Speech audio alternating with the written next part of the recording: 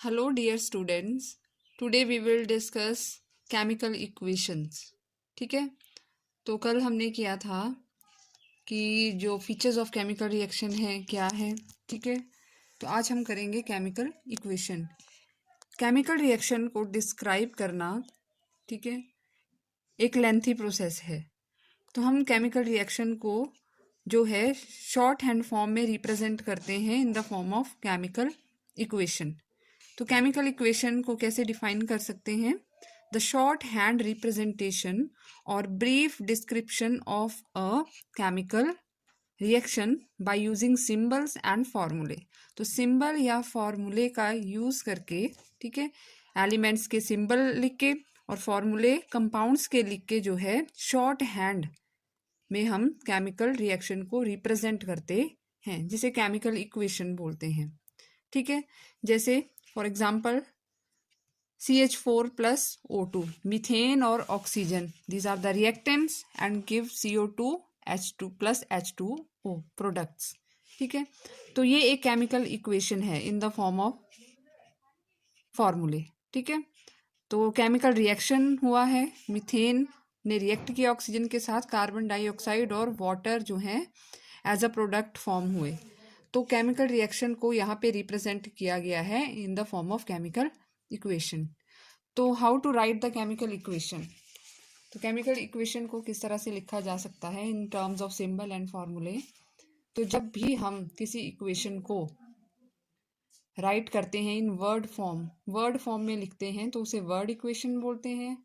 और जब इक्वेशन को लिखा जाता है in the form of symbols and फॉर्मूले, सिंबल्स और फॉर्मूले का यूज करके लिखते हैं तो उसे स्केलेटल इक्वेशन बोलते हैं. वर्ड, जब हम वर्ड में लिखते हैं, जैसे जिंक लिखा ZINC, zinc plus sulphuric acid, ठीक है, एरो लगाया और जिंक सल्फेट बना और हाइड्रोजन गैस रिलीज हुई, तो ये वर्ड इक्वेशन है.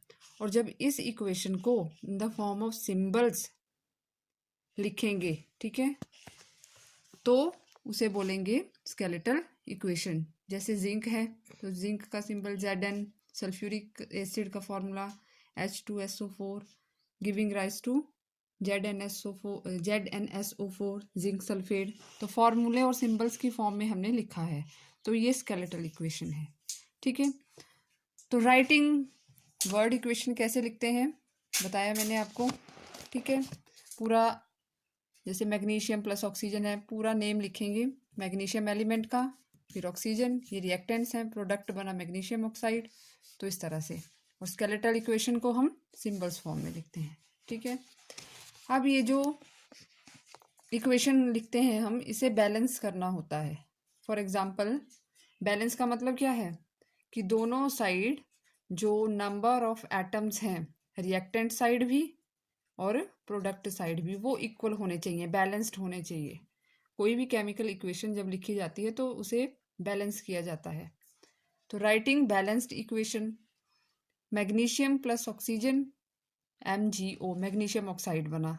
तो यहाँ पे देखिए, इसमें मैग्नीशियम रिएक्टेंट साइड देखते हैं हम. मैग्नीशियम जो है एक एटम है मैग्नीशियम का, ठीक है, रिएक्टेंट्स की बात कर रही हूँ मैं, और ऑक्सीजन के एटम जो है वो 2 हैं.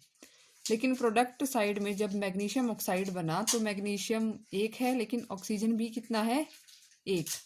तो यहाँ रिएक्टेंट साइड 2 है ऑक्सीजन और प्रोडक्ट साइड में एक ही है, तो ये अनबैलेंस्ड है. तो उसको बैलेंस किया जाता है. तो यहाँ पे मैग्नीशियम के साथ जो है हम 2 लगा देंगे, जिससे कि इक्वेशन जो है बैलेंस हो गई. लेकिन यहाँ प्रोडक्ट साइड में भी हमें 2 लगाना पड़ेगा, क्योंकि ऑक्सीजन का नंबर तो 2 हो गया लेकिन मैग्नीशियम यहाँ पे एक ही रहा. तो दोनों साइड इक्वेशन बैलेंस करने के लिए हमने 2 के साथ इसको मल्टीप्लाई कर दिया. ठीक है, बैलेंसिंग द केमिकल इक्वेशन, किस तरह से बैलेंस की जाती है इक्वेशन, वो अभी मैं आपको बताऊंगी. ठीक है, तो सबसे पहले बैलेंस्ड केमिकल इक्वेशन क्या होती है. ठीक है, the chemical equation in which the mass of reactant and product is equal on both the sides. ठीक है, जो रिएक्टेंट्स और प्रोडक्ट हैं दोनों साइड हम बोल सकते हैं, मास ऑफ रिएक्टेंट्स एंड प्रोडक्ट्स या नंबर ऑफ एटम्स बोल लीजिए, वो इक्वल होना चाहिए, तो वो इक्वेशन बैलेंस्ड है. अगर इक्वल नहीं है तो उसे हम अनबैलेंस्ड बोलेंगे. क्या बोलेंगे? अनबैलेंस्ड.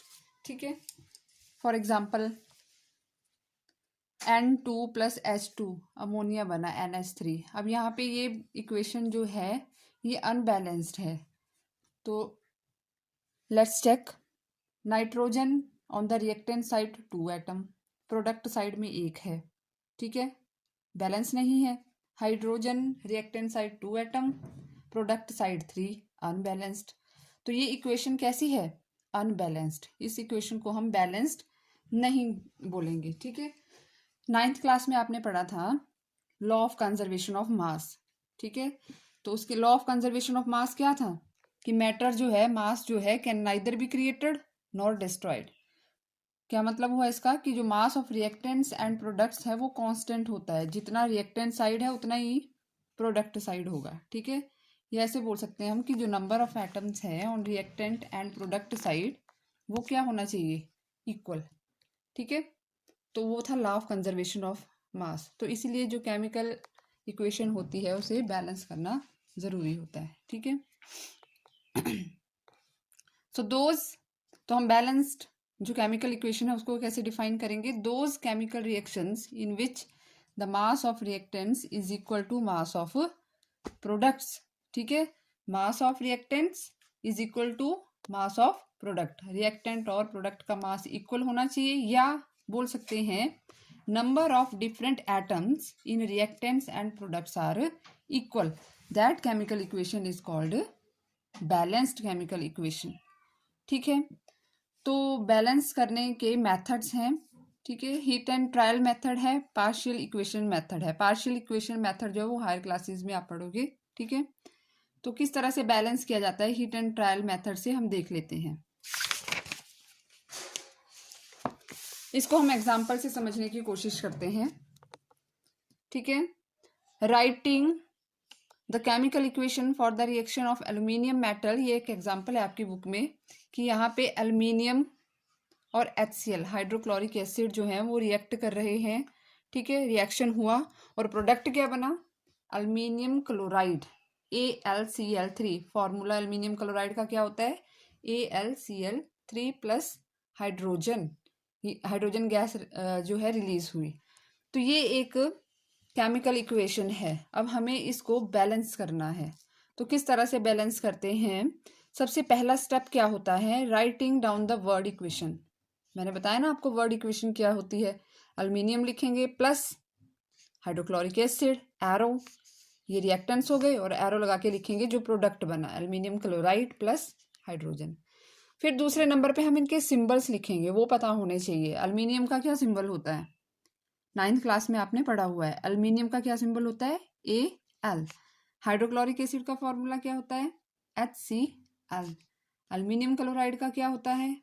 AlCl3। हाइड्रोजन का H2। तो ये हमने लिख दी स्केलेटल इक्वेशन। दूसरा स्टेप आया किस तरह से बैलेंस करते हैं, ठीक है। उसके बाद थर्ड जो स्टेप है उसमें हम देखेंगे कि रिएक्टेंट साइड में जो एटम्स हैं, ठीक है, उनका नंबर कितना है, और प्रोडक्ट साइड में जो भी एटम्स हैं उनका नंबर कितना है। तो सबसे पहले देखिए यहाँ पे एटम्स कौन कौन से हैं। एक तो एल्यूमिनियम है, ठीक है, हाइड्रोजन है और क्लोरीन है, 3 है इसमें, ठीक है। 3 एटम्स जो हैं इस केमिकल रिएक्शन में हैं, ठीक है। कौन कौन से? एल्यूमिनियम, हाइड्रोजन और chlorine, sorry element, hydrogen, aluminium and chlorine, 3 element हैं। अब इन एलिमेंट का हम नंबर देखेंगे, ठीक है ना। तो रिएक्टेंट साइड में एल्यूमिनियम जो एलिमेंट है इसके कितने एटम हैं? एक ही है, हमने लिख दिया यहाँ पे, ठीक है।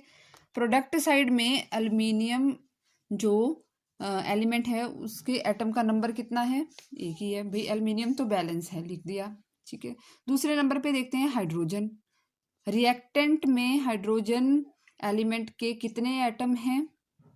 1 है, लिख दिया हमने, ठीक है। और प्रोडक्ट साइड में हाइड्रोजन के कितने एटम हैं? 2 हैं, 2 लिख दिया यहाँ पे, ठीक है। तो ये हाइड्रोजन का नंबर जो है वो बैलेंस नहीं है। क्लोरीन देख लेते हैं। क्लोरीन जो है रिएक्टेंट साइड में 1 है और प्रोडक्ट साइड में 3 है, ठीक है। तो ये भी बैलेंस नहीं है। तो हम क्या करेंगे अब, ठीक है, जो एटम जो है, ठीक है, जिसमें ज़्यादा नंबर है ना, वो पहले बैलेंस करेंगे हम। तो यहाँ पे ज़्यादा नंबर किसका है? क्लोरीन का है, तो उसको बैलेंस करेंगे। प्रोडक्ट साइड में 3 है ना, और रिएक्टेंट साइड में कितना है? 1 है। तो हमें रिएक्टेंट साइड में भी 3 करने के लिए क्या करना पड़ेगा? 3 से मल्टीप्लाई करना पड़ेगा, ठीक है। तो HCl, यहाँ पे क्लोरीन जो है 1 था ना, तो हम 3 से मल्टीप्लाई करेंगे। लेकिन ये ध्यान रखने वाली बात है कि फॉर्मूला चेंज नहीं करना है, ठीक है। ऐसा नहीं करना है कि HCl3 लिख दिया Cl के नीचे, वो गलत हो जाएगा। 3 हम यहाँ पे पूरे फॉर्मूले को मल्टीप्लाई करेंगे 3 से। अब क्लोरीन का नंबर जो है वो 3 हो गया, और रिएक्टेंट में भी और प्रोडक्ट में भी, ठीक है। अब 4th स्टेप में हमें क्या करना पड़ेगा? अब देखिए, अब यहाँ पे हाइड्रोजन जो है रिएक्टेंट साइड में 2 है, और प्रोडक्ट साइड में जो है 3 हो गए हैं जब हमने 3 से मल्टीप्लाई किया HCl को, ठीक है। तो अब हमें हाइड्रोजन का नंबर इक्वल करना पड़ेगा। तो उसके लिए हम क्या करेंगे? दोनों साइड में हम उस नंबर से मल्टीप्लाई करेंगे जिससे नंबर जो है दोनों साइड इक्वल हो जाए हाइड्रोजन का। तो प्रोडक्ट साइड में हाइड्रोजन 2 है, तो हमें 3 से मल्टीप्लाई करना पड़ेगा। 3 2 जा 6 हो गए ना हाइड्रोजन प्रोडक्ट साइड। और रिएक्टेंट साइड में 3 थे, 2 से करेंगे। 3 2 जा 6 हो गए हाइड्रोजन। अब हाइड्रोजन तो 6 हो गए, लेकिन जो क्लोरीन है, ठीक है, क्लोरीन है, उसका नंबर जो है अब अनबैलेंस्ड हो गया, ठीक है। तो हमें अगेन इक्वेशन को बैलेंस करने के लिए क्लोरीन और एल्युमिनियम के एटम्स का नंबर भी बैलेंस करने के लिए किसी सुटेबल कोफिशिएंट से जो है मल्टीप्लाई करना पड़ेगा, ठीक है। तो यहाँ पे देखिए हमारे पास इक्वेशन में कितना कितना नंबर आया यहाँ पे? 3 2 जा 6 HCl, ठीक है ना, और यहाँ पे 6H2 आए, ठीक है। यानी कि 3 2 जा 6 हाँ बन गए हाइड्रोजन, ठीक है। तो अब हमें क्या करना पड़ेगा? AlCl3 को 2 से क्या करना पड़ेगा? मल्टीप्लाई करना पड़ेगा, पूरे फॉर्मूला को करना है। अब नंबर यहाँ पे क्लोरीन का तो हो गया 6, ठीक है, क्लोरीन का 6 बन गया, लेकिन एल्युमिनियम का भी कितना हो गया? 2। तो हमें रिएक्टेंट साइड भी 2 से जो है एल्युमिनियम को मल्टीप्लाई करना पड़ेगा। तो ये अब नंबर इक्वल हुआ, ठीक है। देखिए एल्युमिनियम के रिएक्टेंट में 2 हैं, प्रोडक्ट में भी 2 हैं, ठीक है। हाइड्रोजन के 6 हैं, प्रोडक्ट में भी 6 हैं। क्लोरीन के रिएक्टेंट्स में नंबर ऑफ एटम्स कितना है? 6 है, और प्रोडक्ट साइड में भी नंबर ऑफ एटम्स क्लोरीन का कितना है?